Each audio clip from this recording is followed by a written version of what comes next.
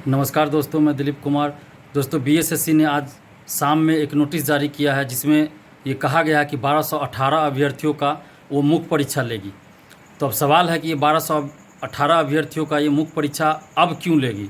इतने वर्षों से बीएसएससी क्या कर रही थी? क्या इतने वर्षों से इन लोग बीएसएससी को पता नहीं था इन लोगों के बारे में, और अभी अचानक पता चला है कि इन लोगों के साथ तकनीकी फॉल्ट हुआ है? आखिर क्या मामला है? क्या बीएसएससी बहुत बड़ा खेल खेल रही है? क्या बीएसएससी के अंदर, ऑफिस के अंदर कोई बहुत बड़ी धांधली हो रही है प्रथम इंटर स्तरीय बहाली में? आखिर क्या है मामला? मुझे तो कहीं ना कहीं एक बहुत बड़े धांधली का शक हो रहा है, क्योंकि बीएसएससी अब भरोसे लायक नहीं रही। एक तो सुस्त रवैया इसका है, और ऊपर से धांधली भी चरम पर है। और ये 2016 से अभी तक बीएसएससी सो रही थी, और अब 1218 अभ्यर्थियों का वो मुख्य परीक्षा लेगी। यानी कि ये बहाली अब ये लटकाना चाहती है अब शुरू से ही, अब और लटकाने के लिए ये 1218 अभ्यर्थियों का मुख्य परीक्षा लेगी। अगर इन लोगों का मुख्य परीक्षा लेना था बीएसएससी को, तो पहले क्यों नहीं ली? जब मुख्य परीक्षा का रिजल्ट आया या मुख्य परीक्षा आयोजित हुई, उस समय कहाँ थी बीएसएससी? जब टाइपिंग टेस्ट लिया गया, उस समय कहाँ थी बीएसएससी? उस समय इन लोगों का मुख्य परीक्षा क्यों नहीं ली गई? और अभी काउंसलिंग के लिए जब बुलाया जाना था ये, तब ये काउंसलिंग के समय में अब नया ये बखेरा खड़ा कर रही है कि इतने लोगों का जो है 1218 अभ्यर्थियों का तकनीकी कारणों से गड़बड़ी हो गई थी। तो फिर इसके लिए जिम्मेवार कौन है? दोषी कौन है?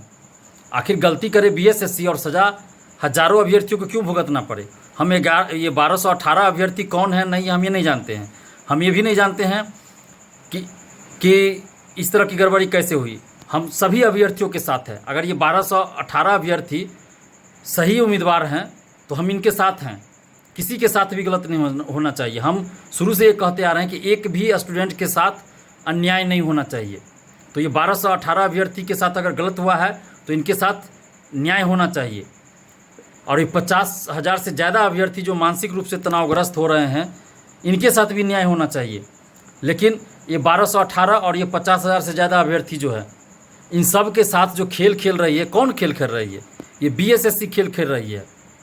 और इन सारे अभ्यर्थियों के साथ, परीक्षार्थियों के साथ बीएसएससी मानसिक रूप से खेल खेल रही है, और इन सबको मानसिक रूप से प्रताड़ित कर रही है। और सिर्फ ये परीक्षार्थी ही मानसिक रूप से प्रताड़ित नहीं हो रहे, इनके साथ साथ इनके अभिभावक, रिश्तेदार भी मानसिक रूप से प्रताड़ित हो रहे हैं। और इसके साथ साथ बिहार का भविष्य भी प्रताड़ित हो रहा है, क्योंकि बीएसएससी सीजीएल 3 की भी वैकेंसी नहीं आ रही है, द्वितीय इंटर स्तरीय बहाली भी नहीं आ रही है। तो बीएसएससी बहुत बड़ा खेल खेल रही है, और इन सब की आड़ में अंदर ही अंदर बहुत बड़ा खेला खेल रही है और बहुत बड़ी धांधली कर रही है। ये निश्चित हो गया है अब कि बीएसएससी धांधली कर रही है। अगर 1218 अभ्यर्थियों के साथ गलत हुआ तो इसके लिए जिम्मेवार कौन है? बीएसएससी जिम्मेवार है। तो सज़ा मिलनी चाहिए इसके अध्यक्ष और सचिव को, और सभी कर्मचारियों को, अधिकारियों को, जो भी इसके लिए जिम्मेवार हैं। इसके लिए परीक्षार्थी तो जिम्मेवार नहीं है। और आप 2014 से ये हजारों परीक्षार्थी को लटका के रखे हुए हैं, उनके भविष्य के साथ खिलवाड़ किया जा रहा है। कहाँ है मुख्यमंत्री? क्या उनको ये सब दिखाई नहीं देता है? धृतराष्ट्र बन गए हैं नीतीश जी, आंख पे पट्टी बांध ली है गंधारी की तरह। कुछ दिखाई नहीं दे रहा है इनको क्या? अब तो आंख का ऑपरेशन भी करा लिए हैं, अभी नहीं दिखाई दे रहा है। बहुत बड़ा खेल खेला जा रहा है। हम बार बार कह रहे हैं बिहार के स्टूडेंट से कि आप लोग एकजुट होइए, और एकजुट नहीं है, इसी का ये दुष्परिणाम है कि आयोग और सरकार खेल खेल रही है। वरना इस तरह से कहीं भी आप देख लीजिए, देश के किसी भी कोने में चल जाइए, किसी भी राज्य में चल जाए, इस तरह से छात्र युवाओं के साथ अन्याय और शोषण नहीं होता है जितना कि बिहार में हो रहा है। और ये बीएसएससी तो हद कर दी, सारी सीमाएं पार कर दी इसने।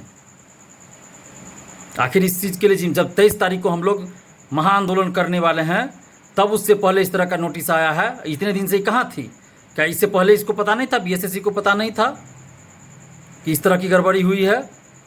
आज अचानक से पता चला, वो भी संडे के दिन। संडे के दिन इसको पता चलता है ये गड़बड़ी, और संडे के दिन नोटिस जारी हुआ है।